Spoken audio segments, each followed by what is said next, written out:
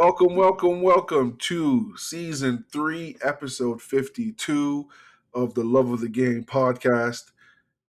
It's your boy, Emeka, joining you on a special podcast recorded on Thursday, August 20th in the evening, or if you're not aware, new Premier League Eve, the day before the season starts and your glorious protagonist, Arsenal, defend their trophy. We're going to be chopping it up and breaking up some of the, previewing the biggest teams in the league. There's no one I'd rather do this with, and the man making the magic happen as always. Chino, how you doing this evening, man? I'm good. I am good. Look, we had a good break. We had time to recharge, but it's time for a new season. We've been getting them extra sessions in. Fitness checks are done. We've got the green light. We're ready to go. So let's get it. Man, preseason's over. We got the Supercopa de Ingles was last week. Curtains are raised and the season's ready to go, man. 2-man episode this time. It was preseason. People are still struggling to recover from fitness, and Chuku couldn't make it, man. Sadly, he's still in the World Cup hangover. Give him an extra week to recover, but he'll be back next episode. But we You still guys are late. hanging. It happens. It happens. Listen, man, it's preseason. Week one, everyone's gonna miss week one. A lot of guys are gonna miss week one. It happens. It happens. We got the dynamic duo over here, and he'll join us next week moving forward. But as I mentioned, it's a little season preview. We're going to talk about the big 6 or 7. Might touch on that and then give us our thoughts on where we think they finish. But before we do that, it is the dawn of a new Premier League season. I think it's only right. Before you look forward, you got to look back and reflect. And especially when you're champions, you have to look back and reflect. I know I asked you this last episode, but I'm asking it again because why not? We're now a full summer since we saw Odegaard lift the Premier League trophy. What are your thoughts now as we enter this new year, a summer of champions? What does that feel like? It just feels good. Like, I was thinking back just the other day, and it's crazy how much things get things get lost as time progresses. Because I remember clearly the last time we won the Prem and the Invincible seasons, but a lot of my emotions in and around that time, I don't know whether it's just because it's been 22 years or because of the age I was then. I just don't remember. I don't remember how it. I remember how it felt winning the title, but it didn't feel the same way it does now. I don't remember how it felt during the summer, what my thoughts were going into the new season expectations. So it's almost like I'm experiencing all this for the first time, and it feels good. You read all the statements, anything related to Arsenal. They said the defending Premier League champions, and when you see that, it's That just sounds sweet. good. It's sweet, buddy. So like it feels really good. You see people say things and it just washes off you because it's like, okay, well, what a trophy. Like we the champions, we the defending champions, and you know, we are looking to run it back. It's been good, like, just again, what makes this club special is the club itself and the people you get to share those feelings and memories with. It's been exciting. Look, summer is there's no football, so there's other things that are preoccupying your mind, but that's been fun too because imagine how this summer would feel for us if we weren't champions. And a lot of it is like, sure, there's stuff that you won, but it's like, we're still the team to beat. And so that's been a lot of the perspective going into the season. And look, nothing is won on paper. Everything's still got to be done on the field, but and I'm sure we'll get into it more about my views on how this season could go, but it just felt good, coming into the season as defending champions and having a lot of that pressure, a lot of that anxiety is just gone, and it's just pure excitement. Okay. Yeah, I know. Like I hear what you're saying. It's funny because one, like you're so right on the last time we won because social media wasn't there. Like obviously, I'm not reading the takes. I'm not reading the news. I'm a little kid, but I distinctly remember I used to think it was normal. Arsenal won 3 titles in 5 years, my formative years. I just thought we did. We just won things. So yeah, we went undefeated, and it was great to follow. But I was like, yeah, we're gonna win it again probably. In worst case, 2 years later, and to go 20 years without, like, I couldn't fathom it would take that long. So I enjoyed so much just reveling in the summer. You nailed it. Every time I read a headline, it's the defending champions. Can Arsenal defend the title? Defending champions Arsenal are signing. Oh, it just feels great, and we're gonna go into it more. But especially seeing how all the other teams around us, it feel like they were struggling and had, chaotic windows, and even just the fact that we kept our manager, we weren't even worried about manager changes or anything like that, is just such a oh, it's a great feeling. I gotta say, it's a great feeling. I've had a high on hopium entering the season for a lot of the years we had, and a lot of times I ended heartbroken. But I've never felt the last time I felt this highly about Arsenal entering into a season would literally be the Invincibles, like Henry years. Like I just feel supreme confidence, and you're right.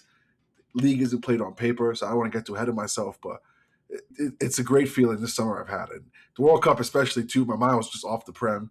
But now I'm back. And the funny thing is, you can hear me say all this talk now, and then, God forbid, we draw against Coventry 1-1. And we come back next episode, and I'll be recording with anxiety and pain in my heart. But let's not get those bad thoughts in there. Before the season starts, everything is rosy and sunshine and beautiful. So, it's a great time, man. It's a great time. And no better time to start this preview off by just kind of dovetailing into what we just talked about. Like we're just talking about our club, the Arsenal. You know, I sat here last, literally season preview episode last year, and I picked Arsenal to be champions. And a lot of it was I believed, but most of it was just my heart. I couldn't take another year of finishing second. And we just talked about how great this summer was, and now we're sitting here again. It is surreal to see every single season preview podcast, article, everything unanimously, every single one of them have Arsenal to be the champions. And before we go on to anything, I just want to just ask you, do you think that's fair? Like I've not seen a single season preview that didn't have Arsenal repeating as champions. And that's kind of crazy to me. But also kind of valid. So I'm just curious, do you think that's a fair assessment of the league right now? I hate to see it because obviously there's some superstition involved there, but if you look at it from just a rational point of view, I get it why Arsenal would be the favorites going in. Look, in previous years, maybe it was 60-40 where you were seeing Arsenal getting, 40%, expectations to win the titles when it came to previous season previews. And now you're in a whole different element where we've just won the title, so there's some incumbency there, a little bit more stability compared to some of the other clubs who you might say are going through transition periods. And like, look, the biggest thing is Pep is gone. Rodri is gone. So who you would have viewed as our biggest challengers, yeah, they're in a down period, but now they're even weakened more because of that. So I think just when you consider all those things, I can see why you'd have I can see why you'd have Arsenal as the favorites. Now, the thing with me is I think it'd have been even more our chances would have been even stronger if not for the World Cup because the World Cup is putting a little bit more jeopardy than you would normally see because you have guys coming who are coming back from the World Cup, who knows in what condition, who knows how long it might take them to get up and running. And then, you know, our three of our biggest players, one's already out for a couple of months, and two can flip a coin as to what their fitness status is at. I think that's the only jeopardy. But when you look at, stability, the players we have, the solidity, yeah, I think we're definitely the favorites, and it makes sense why that's the consensus view. And honestly, I think it's not even so much about Arsenal and positives. I think a lot of it is just the negatives of all the teams around us. Like I mentioned, it's I've never seen manager changes like this time last year. Every other team in the big quote unquote big six had a different manager, which doesn't like it's mind boggling. Pep, the biggest op there is, gone. You know, Amarin, scrub man, but now he's gone and Carrick just came back in January. Jabi Alonso signed for Chelsea. Areola for Liverpool. De Zerbi was just signed in April for like. There's no stability everywhere else. Whereas now we have the longest serving manager in the league, the deepest squad in the league. You know, it's just like I know what you're saying about the vibes and curses, and like there's a part of me that doesn't want to see it, but I just think if I read any preview, pick another team, I just think they're lying. I think they're capping, and I think you're just trying to get clicks. So if that's the truth, then it's the truth. And I got to own it. Like, I truly think Arsenal are prohibitive favorites. And I hope I'm right. I don't want to be jinxing it, but like, I just can't pick. And this exercise came to me as well because we're going to get into it, but I was trying to think about who I have finishing second. It is hard. I can't even. I don't know what team is going to be. I had some thoughts on some teams, but then the closer I squint and see them, I just see the weaknesses, and I don't even know. Like, I wouldn't shock me if it's like a size. I don't say sizable gap, but like a distinct tier of we finished first, and there's a group of people mucking about kind of the same. Now, obviously, as you mentioned, the thing that could always hurt is injuries. You know, fingers crossed. Like already down a big soldier with Saliba. I don't like judging guys off preseason, but God forbid we ever need to lose Ryan for a stretch. I don't know about Kepa. But, you know, I was worried about Saliba. For all intents and purposes, like I said, we're recording this Thursday, so this might be moot by the time it's out. But I'm going to assume he signed Konza. I think, you know, we're deep enough now in the stories that I can assume that fairly. And that alleviated all my worries about Saliba being out. Like, I don't know what better option we could get to replace him than Konza in the market. So the only thing people have, and it's what I want to ask you about, is the $1 million question as Arsenal fans is, entering the summer, if you polled 100 Arsenal fans and said, what is the number one area they need to address, we all would have said left wing. We're now here, 4 months later, we signed a Greek, Tozisias, my man, going to take us in the Odyssey to the Premier League to the top. I love Sizolis, but, you know, are we really saying that's the star signing? Probably not. We had the Vinny saga. Thank God we didn't put a podcast out during that because I would have been saying some crazy takes. It didn't work out. We had the Morgan Rogers talk in the beginning. Didn't work out. Barcola has been slipping up there. Not really there yet. And yet, we're only talking, the only left wing talk we're hearing is allegedly the club trying to force Martinelli out. Do you think the failure to really address the left wing area is a danger for Arsenal this season? I think it is a danger among some others because there have been some areas that we have been lacking for a long time that we have failed to seemingly address properly. Now, at least some of them we've made attempts to, and it panned out, maybe not in terms of quality, but in terms of getting the job done with Gyökeres. And so the next area, and I think you look at Arteta's statements coming out of the Champions League final and the loss, and you see that game and you see defensively we were solid, you know, our spine was solid, but unfortunately the difference in attack was stark, was very, very stark. And so that was an area everybody and their mama could see we needed to address. And what this means now is this could be the second year in a row where we fail to address that problem. Now it's not a doomsday scenario. I think we are still a very strong team, but when I look to some of the elite clubs, I just see that as an area of lacking. And I don't want it to be a situation where, if you remember, if we go back to the Invincibles, and right after that period, it was, oh, everyone could see you need to replace Vieira. And it's not easy to do that, right? So fair enough, with the quality that we have, finding areas, ways to upgrade is difficult, but every year we need to adjust. We need someone to replace Vieira, and we never did that, and it had an effect. So Do I think it's going to be a problem in the Prem? I don't think so, apart from the lack of depth if we sell Martinelli. And then maybe you can do things with Eze and Madueke and other things there.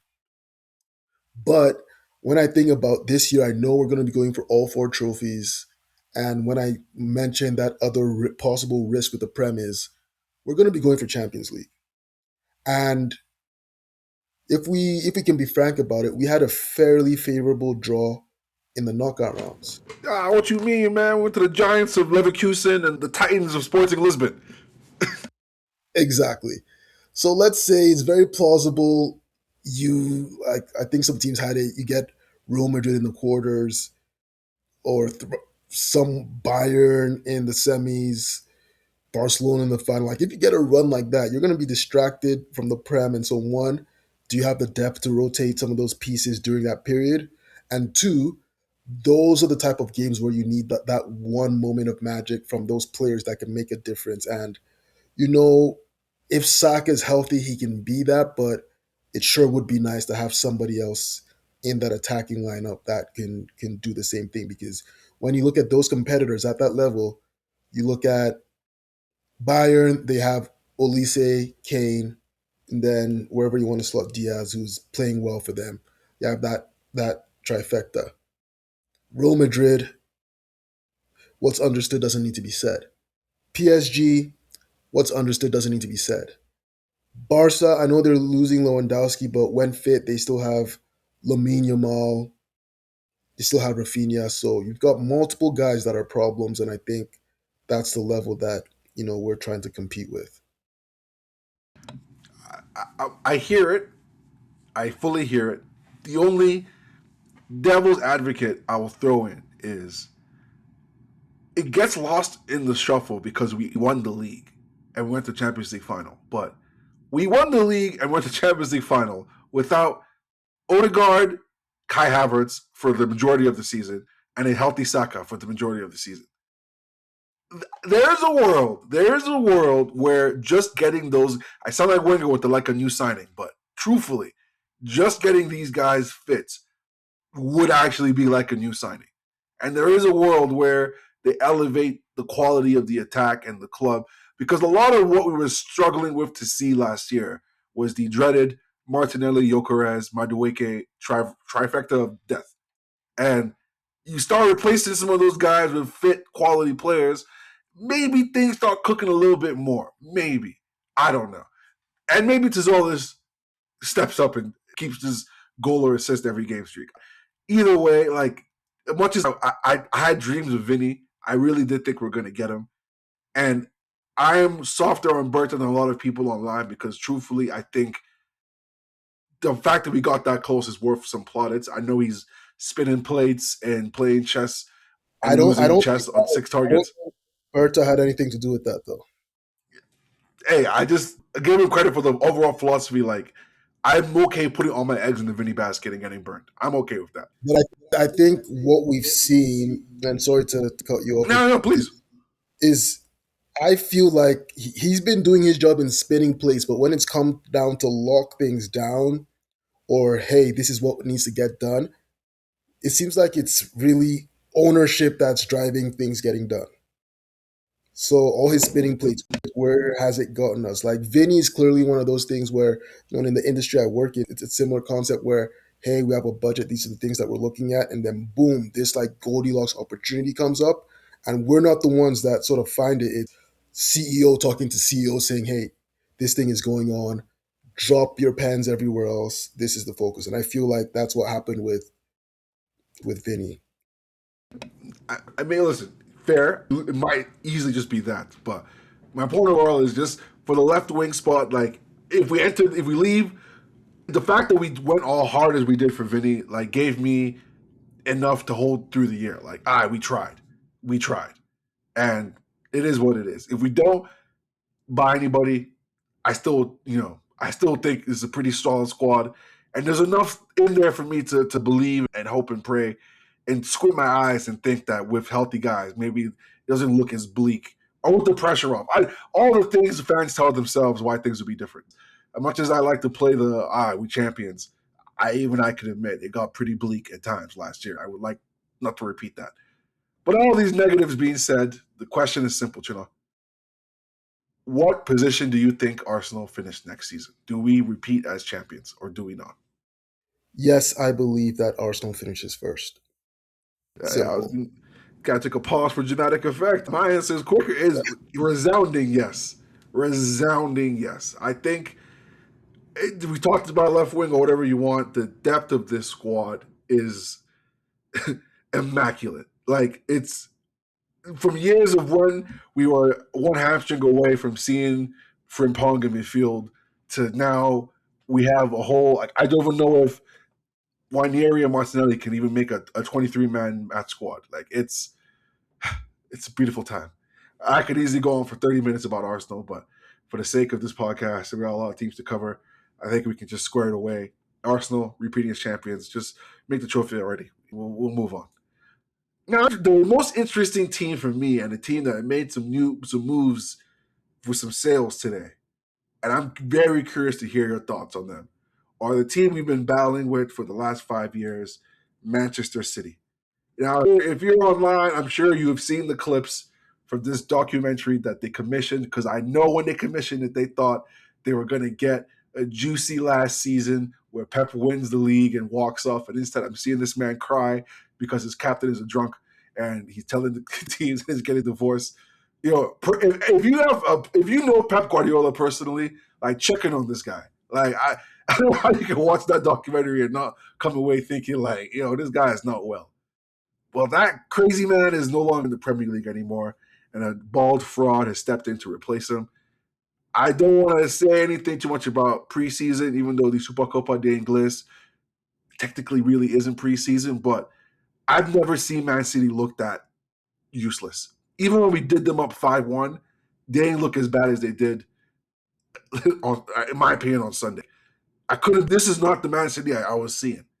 And I just can't help but think it's a sign of things to come. They've lost Pep, they've lost Rodri, they've lost Bernardo Silva, they've lost Kevin De Bruyne, they now sold Savinho, they've sold Reinders, they're going to sell Marmouche. They're buying young guys who don't really have that kind of credit. I'll turn it over to you and just say, as an Arsenal fan, do you consider Man City to be our biggest threat for this upcoming season? Yes, I do. And that is solely due to one man. And you know who it is because for as long as I live, this man will continue to put the fear of God in me every time we play him, anytime he's playing someone else. And that is the Viking, Erling Haaland. And solely because of him, just him, that is why I have City as who will be, I'm not sure how close or far it'll be, but I think they'll be our biggest challengers. Does anyone who deserves that kind of respect in the Premier League? It's Haaland. I think universally, unanimously fair to put him as the best player in the league. I'll just pause it to you. Who is getting Haaland the ball? Like, Doku's out, hamstring, apparently a couple weeks, close to a month. He's out. Semenyo, he's not a creator, he's a finisher. You really look at the team, the way they're constructed, I just don't understand the control games. Yeah, I think we're going to see, as long as he behaves, a lot of the keys handed to Cherky. We know that on his day, he's a maestro. He's going to have to do a lot of heavy lifting, carrying that creative burden. Who knows what Foden's going to give, but yeah, I think it's going to be on Cherky to create and try to get it to the finishers in Semenyo and Holland. That's going to be how they have to play.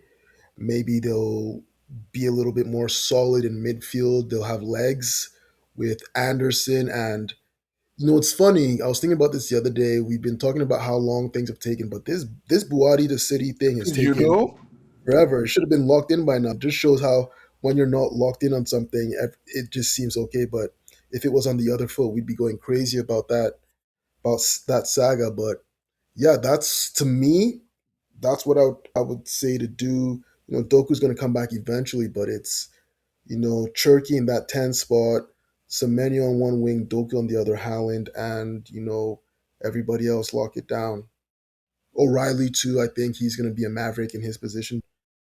That's what they're going to have to depend on. Now the thing is there's not a lot of depth behind that. So that's something that City has not been used to, and it'll be, hey, some of these guys that they've been buying, are they going to step up or not?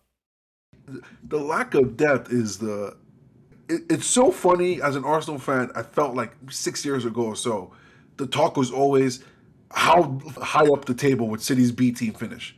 Back when they had Jesus, McMahrez, all these guys, like, oh, how high up would they finish?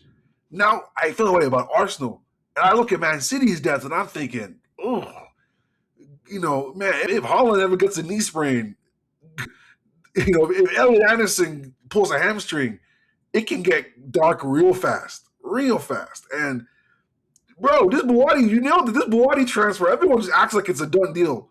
It's been going on since the World Cup. World Cup ended a month ago, over a month ago. Like, it's been going on for 2 months now. We're about to close. And if I'm Leo, the closer we get to the deadline date, the price goes up even more. Now I can't get a replacement. Or now maybe they even get all right, we'll sell it to you, but you got to give us the loan for a year. Maybe they even get that. Plus, City are out here sniffing around Enzo Fernandez. So, like, it's a strange, it's a strange thing, and yet all they do right now is make sales. All they do. The squad was weak enough to begin with, and yet they're just making sales. I came into this when I sat down to actually like think about my table. I had City second by default, and then as I sat down and looked at all the other teams, even though like I don't feel great about anybody else, and the team I actually have second, I actually don't feel great about them at all. I just let them slightly over City just because I don't believe in Enzo Maresca. And I think the downgrade from Pep to him is significant enough, and the downgrade in squad talent as well. I can't just get, and not they were a confident second. They were struggling at times last year. I just feel like the Premier is going to catch up to them, and they do have the best guy in the league. They have a guy like Holland, but Holland's play style means that he can only do so much. He can only finish the chance that they create for him. He's not going to the type of guy who takes over a game by himself or carries the team, for lack of a better word, by himself. He will still get his goals, but it is what it is. So I actually have Man City finishing, and I hate that I say this, but I have them finishing fourth. I have them finishing fourth. I think I know. I from second to fourth, but I just don't trust this team at all. And the two teams I have finishing above them, I can tell you it hurts my soul to say, but it is what it is. What about you, Chino? Yeah, like honestly, a big thing is how do you feel about Maresca? And I'm not convinced by him, to be very honest. But again, those other teams do have questions. And I will talk about the team I'll have third next. I still think you still have Holland, you still have Semenyo. You and I both really rate Anderson. At the back, Guehi was a great signing. They did really well with their January signings. Vardio, when fit, he's like our Italian stallion. So Vardio, he's a supreme talent. Donnarumma, for all his warts, we know what he can do at the back. So I still think they have some really solid pieces to work with, and they have blue chip stock that could pan out. So just almost by default, that's why I'm going with them second. But I do see your point of view with a lot of what you said. All right, well, you teased it. Who do you have finishing third? I have Liverpool finishing third. I don't know if that's you had, but look, I like Iriola. Can he do it at this level? It's funny. I almost said Xabi Alonso, but that's another conversation. Can he do it at this level? We've seen really good managers step up to the big club and they've fallen flat on their face for however much they seem to be the type of people that can handle it. We saw it really early on with David Moyes. We saw it last season with Thomas Frank. Now we're seeing it we're going to see what he can do. The reason I have Liverpool third is I have a lot of questions about their back line. They've got the GOAT Van Dyke, but he's 35 years old. And some guys, some young center backs that I really, really like. Jacquet, I really wanted Arsenal to sign him. Leone, but those guys are question marks. You have to see if they sink or swim. They have potential, but you know me until I've seen it. You got to prove it to me. But if Isaac can get back to who he was, if Wirtz with another season in a different system can hit, those are some ballers. Those are some ballers. If they get Barcola with Iriola's system, run and gun, close to their prime of heavy metal, I just really like a lot of those pieces, and I really value high end talent, and I'll always sort of default to that. So for that potential of the star power that they have, if those guys perform, can stay fit, that is why I have Liverpool third. That literally, your argument you just made is why I have them second. I didn't feel great about this. I hemmed and hawed for a while, and I just like their weaknesses, which you outlined. The young kids in the center back, and who they're going to get as a winger, are very valid. I guess this is the second with a hedge that I am assuming they are going to sign at least one winger. I don't know who it'll be. The money's on Barcola, the money on Mente. I don't know, but I'm going to assume they're going to buy at least one winger. We'll see who it is. But even setting aside, I just think that their weaknesses aren't as severe as some of the other teams are going to mention. You just nailed the top end talent they have. Yes, City have Holland, but Liverpool have four guys who I consider world class if they live up to their potential. Isak, Wirtz, Szoboszlai, and Van Dijk. And even Allison in there, even though he's getting a little washed. That's just heavy hit. When you have those kind of elite A plus type of guys, there's always going to be something, like there's always a chance you can produce. And I look at the other teams around them, and I don't see them to have that kind of top end talent. Now, easy rebuttal is to say Wirtz was garbage last year, and I can't challenge you too much. Isak broke his leg; it didn't do anything last year. I can't challenge you too much. You don't lose quality in the season. Isak, bro, we all watch the Premier League. We know who he is. I ain't to go on. Wirtz, I'm gonna act like I'm a Bundesliga, fanatic, and I know the Bundesliga tax is real, but people much smarter than me have said this guy was the guy in the Bundesliga, winning Player of the Year over the top talents in Bayern. Like he was the guy. And I saw some flashes last year, so I'm willing to.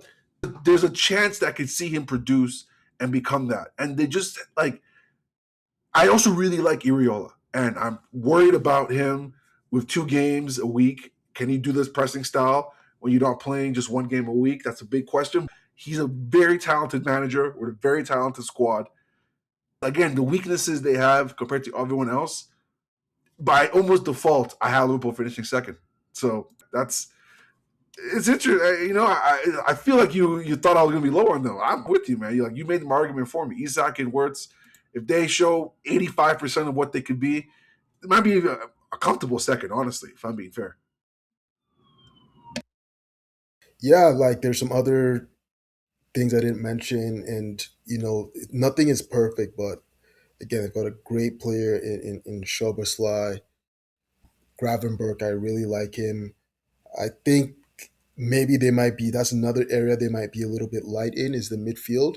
But in terms of their starters, Wirtz, Szoboszlai, McAllister, but they've been looking for someone at the six for a long time, still haven't filled that.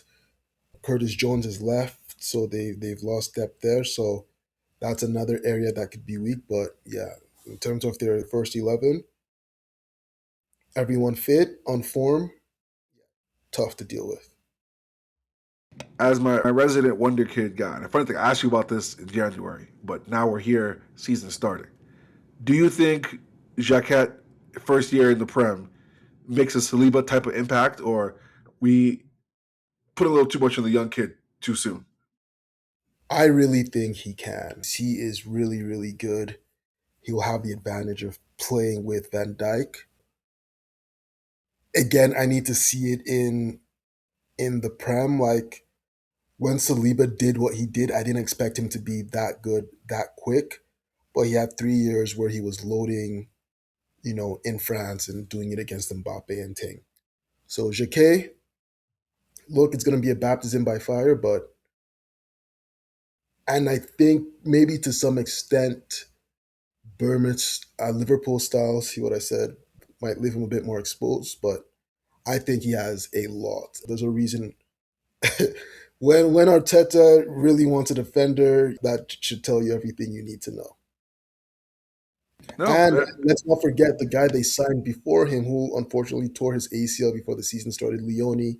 He's a prospect as well. It might take him some time to recover from that, but you have the two perfect archetypes for center backs: a black French CB and an Italian CB.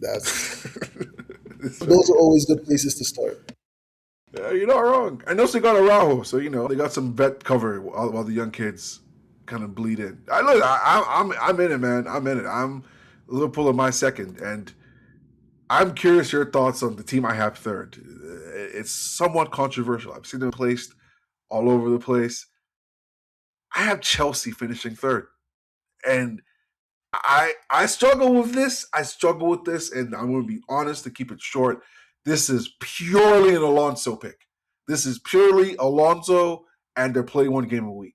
Because when I look at the squad, I'm still not convinced. You know, how have a team spent £1 billion and Robert Sanchez is still their goalkeeper? It just doesn't make sense to me. Like, it's fraudulent, I would say. Like, how is this happening? I don't think he'll be their keeper for long, but yeah, I'm gonna let you cook still. The new keeper is on the team right now. I'll tell you that for free. But Is Penders not there? you think Pender's gonna bench him? I think so eventually. The way All they right, talk, fair enough. yeah. I might be wrong. I mean, like I've seen him play before, but either way, like the point is, I see the talent they have, and I'm not moved by it. And they're out here signing and Welbeck, but in a weird way, those signings are part of the reason why I have them finishing third, because those signings, and even with them getting linked to Xhaka, that told me, oh, Alonso's actually calling the shots. Alonso's actually having impact here. We're not buying kids anymore. We're buying men, and we're going to get men in here, and we're going to change things. That tells me, signals to me at least, they're going to commit to him. They're going to play his system. They're going to get the guys he wants. And I truly think Alonso's good enough of a coach. Even if I don't rate most of these guys, there's enough talent there. He can make it work. And give him one game a week, they'll finish top four. And I'm putting him above City just because I don't believe in Maresca.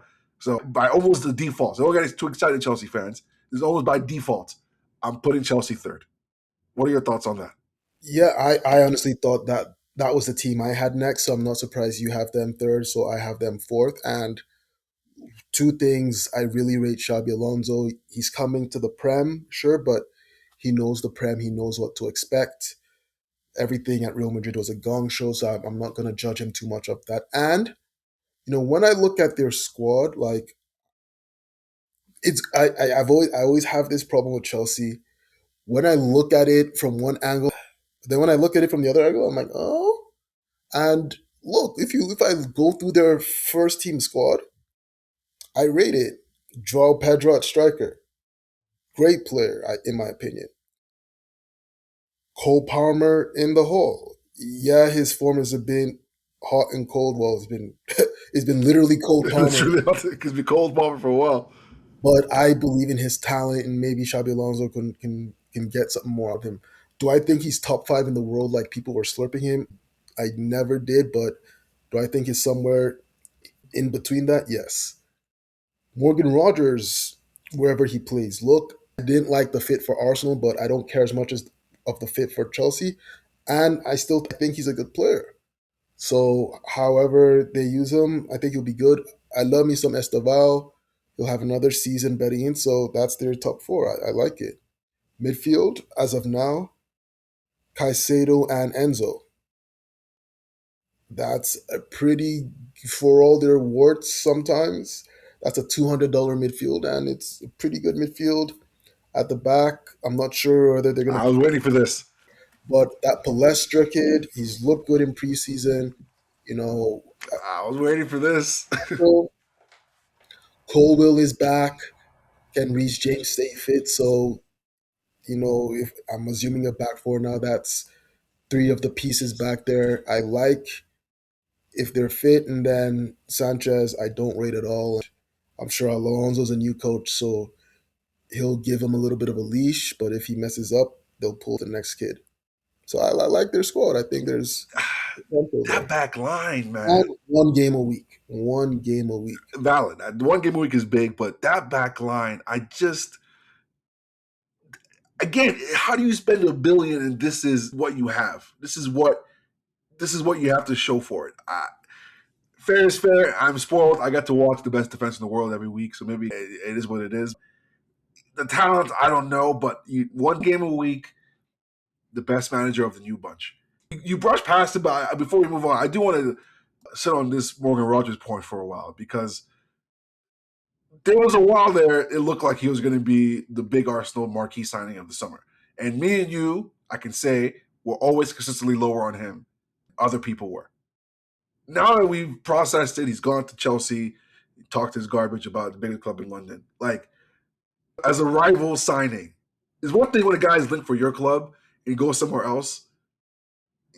I've had guys who I wouldn't want to play for Arsenal when they go somewhere else. I'm like, man, well, am I crazy for not? I truly am not bothered by Chelsea signing Morgan Rogers. I'm not bothered at all. Am I a hater or just my No, thoughts? no, because look, here's what it's going to be, right? This is the thing with Morgan Rogers. When we see him, we will see him. And when that happens for another team, it'll almost feel like that's all you're seeing. But if you're watching him game in, game out for 97 plus minutes every week, there are moments when you're actively watching where you will not see him. So he's going to score bangers. He's going to be in the highlight reels, but is he going to have that effect that Arsenal needed? No. Is he something that Chelsea need? I think so because they need an adult, they need a grown up.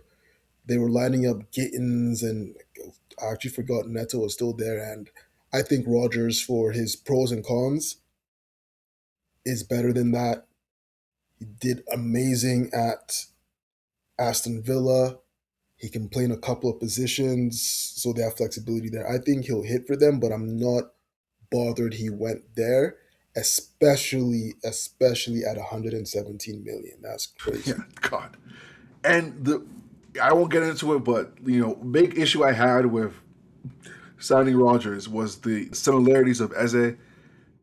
They go a lot similar things I could say about him and Palmer. And I just think if you play two guys who thrive on taking low percentage chances and trying to make things happen, you're going to play a lot of basketball games. And you add that with Caicedo, that there's there's not a lot of control there, and you're putting a lot on a guy Enzo who doesn't want to be there, and there's a world where this falls apart. Now, in fairness, they have a really, really good coach. And I know Alonso is not stupid and he knows all these problems and he's going to make some things to fix it. But it is something I'm keeping an eye on. But it goes to show how low I look at the next teams I'm going to mention that even despite all, I find Chelsea's segment has been mostly negative instead of positive. I still have them finishing third in the league because the next team I'm going to mention, this is a team compared to consensus I am by far the lowest on, and that is glory, Manchester United. You know what? I want to hear your opinion because I don't know if I'm in too deep in this. How would you rate Man U's transfer window so far this summer? And let's even assume they signed Baliba. I would give it a B minus. And the reason I give that rating is look, coming in, everyone and their uncle knew they wanted and needed three midfielders. Three. So they've done or about to do the job. But if I was a Man U fan, I would feel let down because coming in, they wanted three tiers of midfielder. They wanted a top grade, middle grade, lower grade, and sort of what they were looking at was top grade. Anderson or Chouameni or Tonali was sort of their tier A and the tier B. They get someone solid, Mateus Fernandez, someone with potential, so you get a guaranteed guy, someone with potential, and then you get a warm body that can come and play, and that was Ederson. So all of a sudden, you've gone from that to what they were messaging at the beginning of the season. And as an Arsenal fan, we really know what that's like, where you get those March, April war chest transfer lists, and then you get into August and you're signing Socrates Paspatopoulos. So we all know what that's like. And they've ended up with Santos, Tielemans, and maybe Baliba. So not quite what they were going for, but here's the thing. I like all those three players for different reasons. And I think this is better for Man U in terms of where they are right now, where they're trying to rebuild. And I feel like it would have been a problem if their third place was a little bit fugazi, in my opinion. And it's what they've done in the past where they get overexcited and blow their load and they don't build those foundations. Now, you've brought in a solid vet in Tielemans at a really great price. Shout out to, whoever was able to unearth that transfer clause. They brought in Andre Santos, who was the midfield wonder kid. And sometimes people forget that Chelsea and the way they do business really harms a lot of these prospects. Chelsea went and signed Enzo, Caicedo, Lavia. Andre Santos was the biggest midfield prospect in the world. Dario Isugo, your brother Chukwuemeka, Hey, Leslie we hit. Ugochukwu. They all signed it 8 6s and like, so people are saying, oh, he doesn't get on the bench. That's not his fault. When he was at Strasbourg, he balled there. They brought him over and they mismanaged him because they had 18 other guys there. So I think Andre Santos is really, and you've seen that in preseason, he's someone that people shouldn't hold their noses at. I think he will have the room to develop now and grow into his potential. So I think that's a great signing. Tielemans is a solid vet, and Baliba, he had a poor last season, but we've seen what he can be at his best. So those are the type of signings you need to be making when you're in Manchester United's position. Just because of what it could have been, as I'm downgrading it, but I still think, hey, they're still addressing their needs with players who I think are solid players. I hear everything you're saying, and I will double down on the Yuri Tillemans part. Like that, fantastic signing. Whoever got that contract clause, like you deserve a raise. That is no notes. I just think if you're Man U and all last season you had a year of knowing, okay, our midfield is garbage. We got no control. Bruno and Inshallah and Casemiro scoring corner goals. That's all we have. Casemiro is leaving. We need someone that's better than Kobe Mainu. And you come back with Andre Santos and Baliba. I am not high on Baliba like most people are. Even now, before, when he was the hyped guy the year before the year, I thought it was the Brighton propaganda. People, they sold Caicedo, Baliba shows up, and it kind of just instilled a little bit of that into it. So this is bias on me because I just don't rate Baliba. I like Santos. Funny enough, I actually like Santos, but when you lose, they needed a tier one a guy. They needed a tonality. They needed a guy, and you can't come back with these people because that's not. This was a weakness, and then they lost the one adult they had, and now they're putting in young guys who just aren't. Tielemans is a vet, so fair they got a vet there, but he has no legs. And when Tielemans has no legs and Bruno's not tracking back, the next Yeah, guy you put there, one thing about their midfield, they cannot consistently start Mainu and Tielemans because oh that is God, no. barbecue chicken. But that's like Tielemans was great, but he was cheap for I don't see a reason, but like there's a skill limitation on his thing because as good as he is, the brother he's not mobile. Great playmaker, fantastic. But that means that you need a Declan Rice next to him. You need a guy next to him because Bruno's not doing that. And I just don't like Santos or Baliba. Like if they start to ride the season with Bruno, Tielemans, and Baliba, every good team they play will dominate the midfield against them. Because when you play with Bruno as a 10, for all the creativity he gives you, you just see control. That's just the game it is. He's gonna be pinging Hollywood balls, and the 10 of them, 5 are gonna be accurate, and 4 are gonna start counterattacks the other way back. And a lot of those counterattacks now are gonna have Tielemans trying to track back there. And it's just they didn't address the big issues they had, and I think they're going to repeat again this year.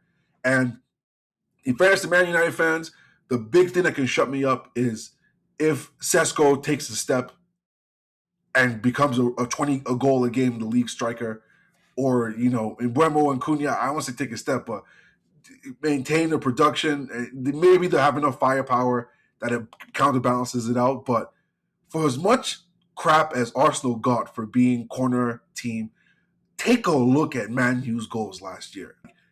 They were relying on Casemiro popping up with some BS at the back post for a lot of those games. And he's not there anymore. And I saw a Twitter graphic that made me laugh. 4 years ago, Man U's back line, Shaw, Martinez, Maguire, Dallo. It would not shock me if opening night, that's the same 4 guys back there. And how much money have they spent on replacements? And yet those slabhead and short man are still going to be the starting back 3. Like, That's crazy. It's crazy to think about. And I know all the reasons why. I'm not stupid, but you nailed it. I want to emphasize your point again. Our Arsenal fans, I lived through this war chest stories. It doesn't seem like this is Man United here. I sound like I'm Gary Neville, but this is Manchester United. Like, they're the richest club in the country, arguably top 3 in the world, in Champions League, and you're gonna come out the summer making bargain deals. And part of it is like they got cut twice by Tottenham. Tottenham that almost got relegated twice. That's a big indictment, is that people saw what Tottenham was building and saw that as more promising than what United had, because those are 2, Fernandes and Tonali. Those guys, look, we've been there. They went after money, but still, that money was enough to sway them to go there versus United. When you're offering them that opportunity, that's crazy. A tier A guy needed to be signed this summer. They needed to get a Tonali, hell, a Bruno, somebody. They needed to get a big name, and they didn't. And it's not looking like they're signing I don't really see them getting linked for any big name strikers or anything forward. So there's still the same, guys running back from last year. I guess Marcus Rashford's back now, but I don't think their attack was lighting anything on fire last year. They were relying on a lot of corners. So we'll see about that. The midfield is still not addressed. The back line is looking And no disrespect to Michael Carrick, but he was cautioning on vibes because he wasn't, and he was playing a game a week. They didn't play inspired football. And I'm not going to say Middlesbrough's the same as Man U, but the book on him in Middlesbrough was the first year was great, and every year after that was bad. I think this season would increase expectations, especially. The vibe can get toxic very fast if they're struggling for a while. They get Champions League. They're in the group stage. They're getting slapped up by, Madrid maybe. On Wednesday, they get a 5-1, and they go play midweek away to Coventry and draw one. I can see things snowballing pretty fast. That is why I have them finishing, and this is, it even shocks me when I'm saying this now, a humble 6th. I have Man United finishing 6th. What about you, Chino? I mean, yeah, going through my list, I have them 5th, right? So Arsenal, City, Liverpool. Yeah, I'm bad at math. Yeah, United, Chelsea. Yeah, Chelsea 4, United 5th. Yeah. Okay, so I'm curious. Okay, I think we're both in the same. Did you say 5th or 6th? I said 6th because I have a shock. Okay, so who do you have 5th? Who do you have 5th? I can't believe I'm saying this. I'm putting Tottenham 5th. This is going to be a heavy caveat with the assumption that they signed Marmoush. They already signed Savino. I'm going to caveat this with the take that they signed Marmoush. It's funny because I never used to rate De Zerbi, but this summer I've just been seeing the clips and the way he's talking, and this is borderline blasphemous. So feel free to check me. I get a whiff of Arteta, just a whiff of early Arteta, and it's working on me because you can say money or whatever you want. Yeah, listen, the Tottenham are paying big money for these guys, but he's convincing some people to sign for him and like really come and sign for Tottenham. And let me tell you, it's harder to do than it sounds. Tottenham get big boyed and used the stories of William flying to the airport to sign for Tottenham and then signing for Chelsea after having a medical there. Like, this is the history of Tottenham. And De Zerbi has this cult leader, and again, it's blasphemous, but the only guy I could compare it to was early Arteta. Even when we were finishing seventh, he was able to convince guys like Thomas Partey to come sign.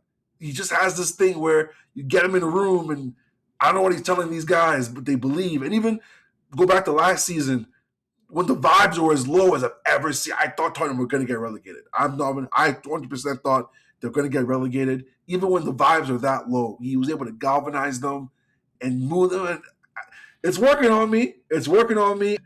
Again, it comes down to, I think I'm just so low on United. I don't know why. I'm just so low on United. And then happiness is a function of expectations. United and Tottenham, I think, have comparable squads. There's a lot of pressure on United. People think they're actually like, you made Champions League, we need you to take a next step. Tottenham just barely survived relegation. There's like, bro, we're just here. Granted, they spent a lot of money, so fairness, that comes with some increased pressure. But when you finish 17th and 16th back to back, you get a little bit of leeway. The crowd's just going to want to see not what it was last year. The vibes are higher than they are United, I feel like. And I said it in the group chat. I feel like, there's a meme in the hood of Captain America that said Captain America wanted for murder. These sunglasses on, being ashamed. I truly feel that way as a Savinho stan. I don't the last most recent year I dedicated myself to watching La Liga. Just so happened to be the year Girona finished fourth, and this guy looked like the next Robinho. And that image is seared in my head, and I can't let it go. There's just flashes he has. I like pacey wingers with technique. Tottenham forwards were garbage last year. He's going to be a massive improvement. The midfielders they signed, massive improvements. I like the defenders they signed. I like that they have depth. I like the coach. They play one game a week. Talk myself into it. I think they sneak a fifth, and the way the Prem has been in Champions League the last couple of years, that might be Champions League. I don't know. Tell me if I'm crazy, but I had Tottenham finishing fifth. Yeah, I get it. De Zerbi can be a little bit Jekyll and Hyde, but at his best, we've seen the type of football that they play. You read a lot of the reporting, and players seem really excited to play for him. Apart from the money, they spent a lot of money, to other clubs for the fees, but a lot of the players have come out and said, speaking to De Zerbi, made me want to come and play for this project, and we've heard that similar with all the top coaches. Hopefully, they can be a little bit more stability there. Hopefully, I hope there's no stability. If there About to say. is, then while he's there, De Zerbi's a really good coach. Look, Arsenal were devastated by injuries last year.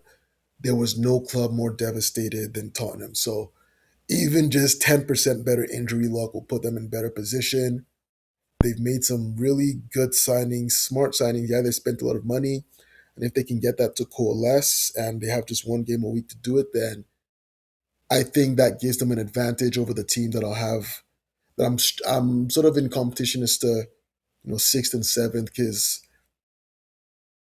they made a lot of signings, but they have a lot of level to go. But they have one game a week. They've signed some good players. If they can get that number 9 signing right, I think that's all that they need left. And yeah, then it could go crazy. But I feel like we're disrespecting Emery and Aston Villa a little bit yet. But I'm then I fair. just remembered they literally just lost Tielemans and Rogers and Konsa. So you know what? Maybe not. This is dovetails exactly into why I have Villa. I don't think I have them finishing seventh, but before I actually sat down and deeped it, if you just asked me who's had the worst summer window, I'd have said Newcastle. They lost Tonali, they lost Bruno, haven't made any big signings. I actually think Villa's had the worst window. Because you deal with, like, they made Champions League, won Europa, vibes are high supposedly, and yet all I'm seeing is Tielemans is gone, Konza is gone, Watkins is trying to move to Abu Dhabi. Like, what's going on right now? Onana towards ACL, out for the season. Man, I know Emery signed a contract extension, but they lost Rogers. Like, this That's has true. been a horrible summer. This Forgot has about been it a horrible as well. summer. Yeah, that's true. Like, they lost Luca Digne. Look, the only reason I wouldn't put them below Newcastle is at least the whole Mazambi thing and him Yeah, whispering fair it. enough. They got Mozambique, and I love Mozambique in the World Cup. So That's the one thing. But you're right. Yeah, that is a. I know Emery's sort of plugged things together in the past, but this might be a bridge too far.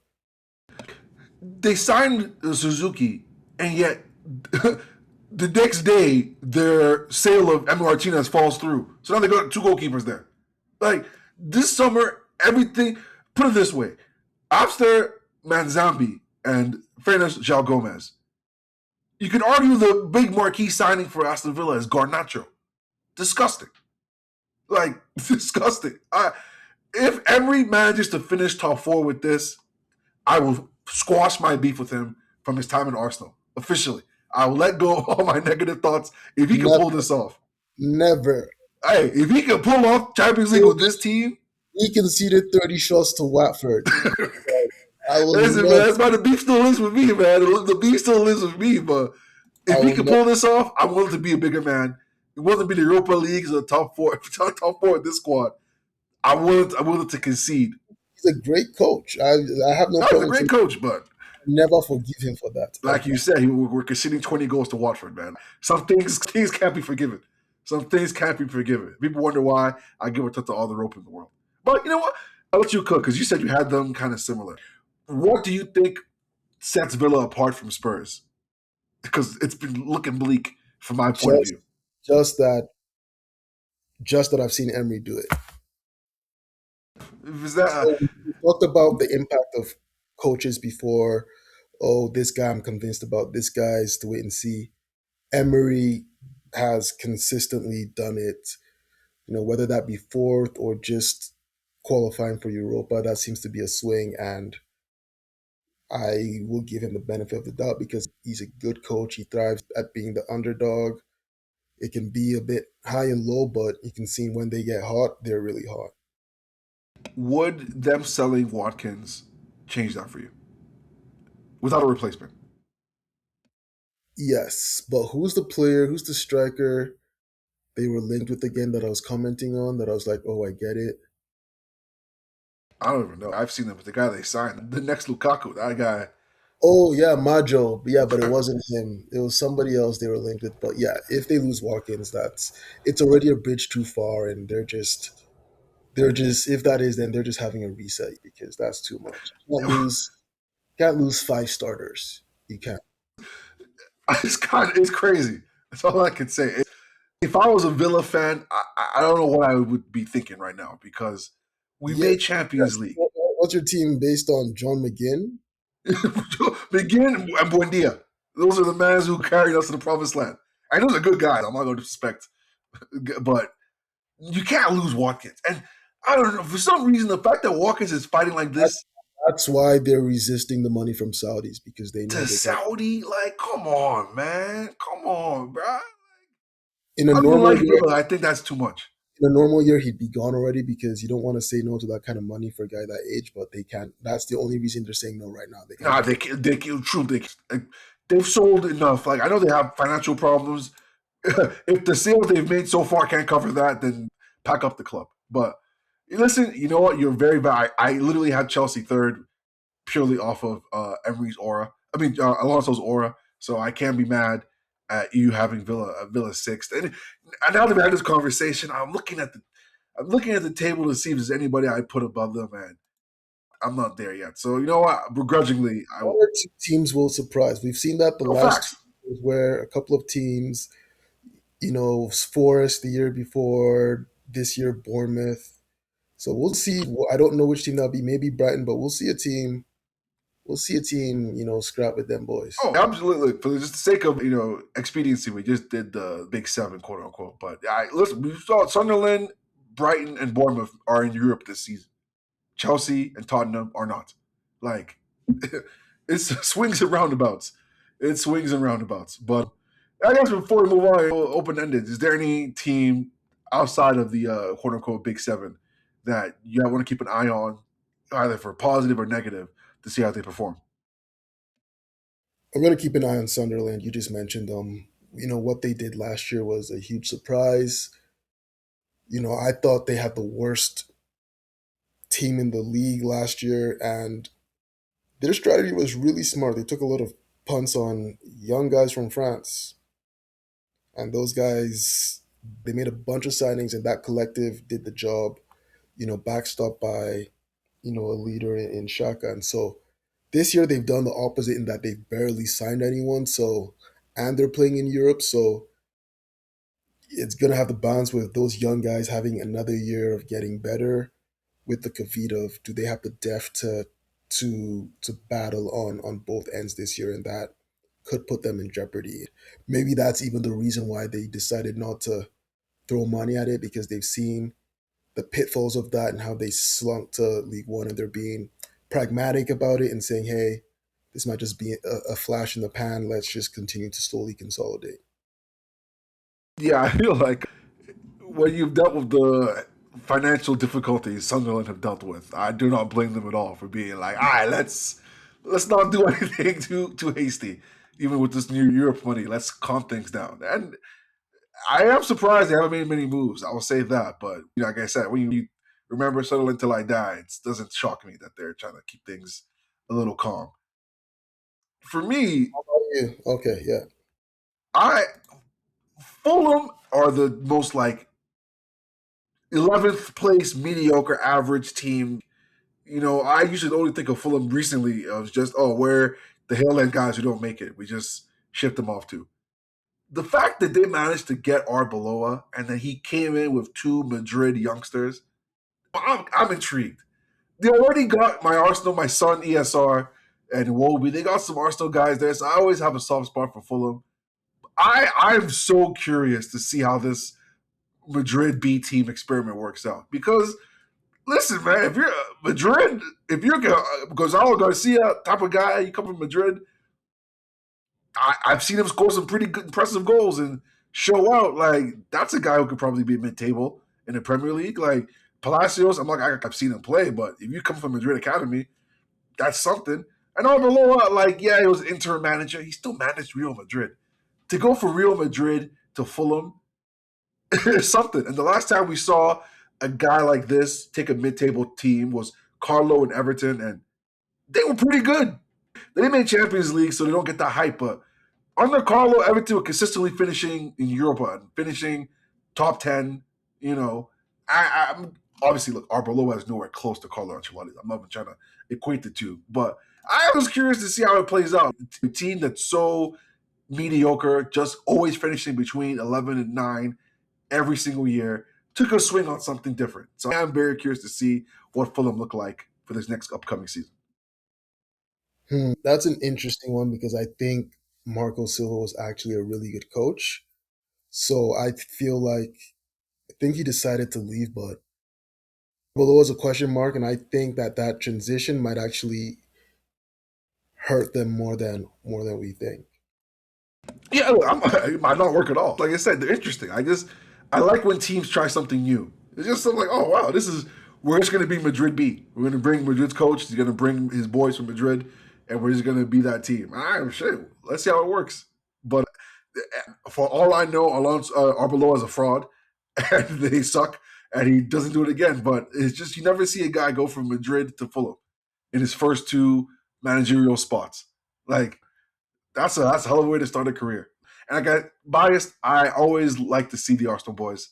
They got ESR, they got Iwobi. They got Oscar Ball. I forgot about that too. They signed Oscar Ball. So they have some guys. I'm curious how it plays out. Well, as we usually do on this podcast, and it feels so strange to say it now after summer of not saying, be able to say, we have games this weekend. The Premier League is back. I look at my calendar now and I have to start making plans. When someone asks me, are you free weekend morning? I have to look at my phone and look at the games. That's just a beautiful thing to do. Before you end this podcast, we'll wrap it up quickly here with the game of the week. We got Newcastle at home hosting Liverpool. Chuna, give me your score. That is such a sweet tie because if you remember everything around that particular game last year with Isaac leaving, and then there were some red cards, and it looked like you were going to get the Newcastle win, and then somehow Liverpool came back, and that was that period where Liverpool won 5 in a row, and looks like they were going to walk the league, and everything changed after that. So, you just saying that just brought back those memories, and it's funny how different things are a year from now. But I think Newcastle are in heavy transition. I don't know what to expect. I've heard a lot about the new coach, but let's see what he can do. So just for that, I think playing away from home, Iriola ball first game is going to actually benefit them so they can play their counter-attacking style. So yeah, Liverpool 2-1. Damn, you took it right off, right in my exact prediction. Give me a humble Liverpool 2-1 away win. Ariola era starts off with a bang, counter-attacking football, no possession, pure vibes. Warts and Isak, show up and change how the system looks or something. I don't. That's just the sense I'm getting. For some reason, Newcastle just can't beat Liverpool. I don't know why. I've seen this game play out all the time. Last year, you nearly nailed it. It was emotionally charged. Everyone was hyping it up. Newcastle gonna be out for revenge. Out for revenge. Still got packed up just because there's something about even before when Liverpool were down to 10 men and Darwin Núñez scored the most fugazi whatever hat trick or brace it was. Like they just mentally can't beat these guys. I don't think it'll change much. Either way, I'm happy to see it. And most importantly for me, Isak missed that game last year. I'm so curious to see the reception he gets a year later. Are they still going to be upset? I feel like I know the answer, but hey, I'm looking forward to it. More importantly, shout out of the week. Shout out is simple. The Premier League is back, man. That's what's I care. Listen, I love the World Cup. I love summer. I love the Premier League, man. I love the Premier League. It's a beautiful thing. Every weekend now I get to see. And man, for some reason the colors feel brighter, the food tastes better, and everything feels nicer because Arsenal are your defending Premier League champions. And until a team in March or April or May takes that from us, get used to hearing me say that the entire time throughout this podcast. Arsenal are the defending Premier League champions. And I think it's only right to end the podcast on that note. Thank you for joining us today. We're one man down, but hey, man, ball up top. Game never stops, man. It's been a great time. Chino, I always appreciate you. You did make the magic happen, producing behind the keys and giving the hot takes in front of it. Double duty over here. He plays both ways, man. Two-way player. My man Chino over here, man. Thank you for joining with us. Season 3. You're going to be back in better episodes every week. Hysterics. But for the most part, we love you for rocking with us, man. I always have a great time yapping up with my boys on this podcast. I appreciate all the listeners out there. Thank you for rocking with us again. Tune in next time, episode 53 of the Love of the Game podcast.